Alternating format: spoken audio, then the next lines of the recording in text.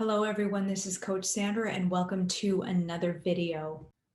Today I want to speak to those of you who have been practicing FasterEFT by now. Even if you're kind of a newbie, I think it's really important to keep in mind that anytime you're working with me or another practitioner and really getting involved in the tapping process, it's really important. I know Robert talks about it all the time, that you practice what we call the rewrites, and you know exactly what I'm talking about. And for those of you who might not know, it just basically means that in Faster EFT, the difference between Faster EFT and regular EFT and other modalities is that we do a lot of memory reconsolidation. So whatever you're holding inside of yourself, we believe that because there's a reference from the past, and then when we go to the past to retrieve that, the subconscious is able to give us definitely information. And that information is done through a practitioner, through something called the art of change. It's an intake that we do, and there's a lot more to it, but that's not what this video is about. This could be applicable actually to really anybody, even those of you who are not doing Faster EFT. The only caveat here is that in Faster EFT, we are rewriting these memories. We're not negating that abuse happened. We're not saying that it didn't happen, that you had a traumatic experience or anything like that, but there is a process to that.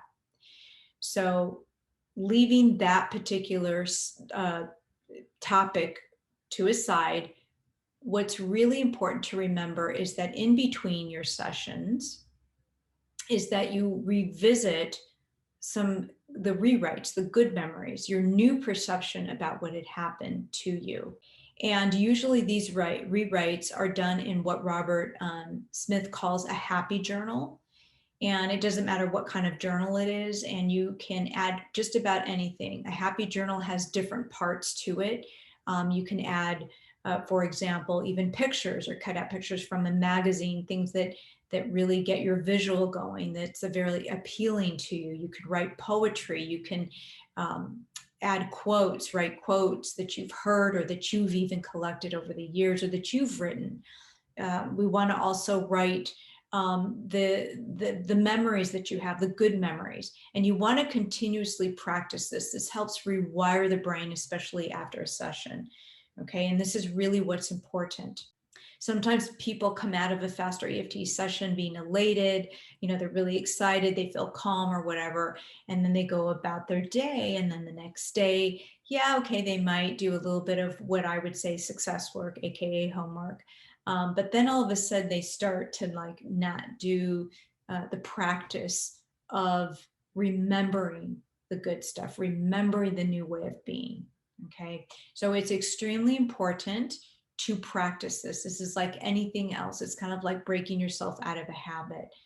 The brain has a tendency many times to want to default back into pain and suffering. It only knows that, right? So especially after a session, when you've worked very hard with a practitioner, you just want to be conscious about creating the space where you can actually maintain the happy things, the good things. You want to notice how you're talking to yourself as well. This is very important. This is not a process that happens overnight. This is something that gradually happens, and it requires a lot of patience with yourself.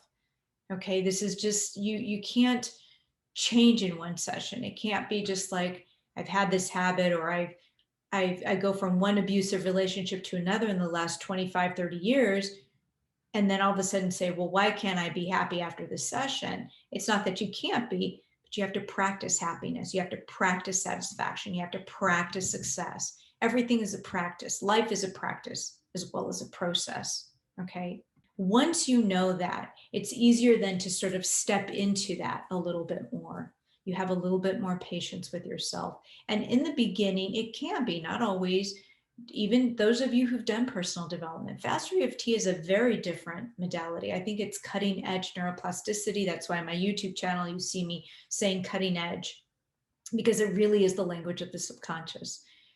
And there's just a lot of references there. So like anything, it's a practice. We want to be able to not just look at the happy journal and revisit that over and over again.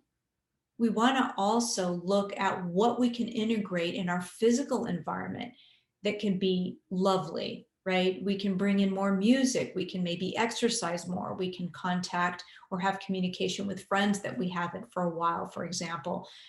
We can go out in nature more, get back into whatever hobbies that are healthy for us, to start pulling in those resources, because it's true, like even the law of attraction says, what we focus on amplifies.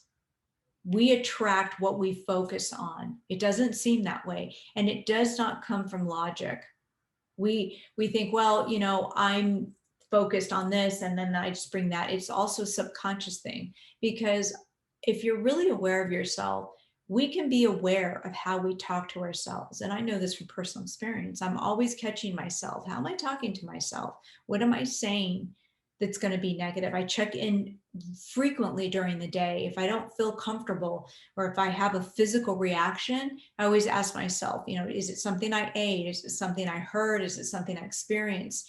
Did somebody, a loved one or a friend, did this bother me? So I'm kind of checking, right?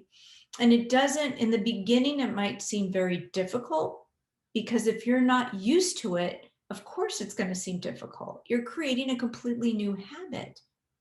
So if you're in FasterEFT and you're new, that's why we teach you as practitioners during a session. We teach you how to tap on yourself in between sessions.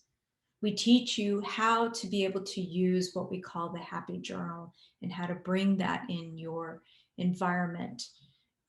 So this is a process that, even though we can knock out a lot of wonderful things, the person isn't just finished after a session. It's what you do in between your sessions. It's what you do after the session that's really important. So I hope this video has been helpful to you. And if you have any questions, you can ask them below. And please do subscribe to my channel. It really helps me grow, share with friends and family. If you may, if you feel called to, it might be beneficial to someone.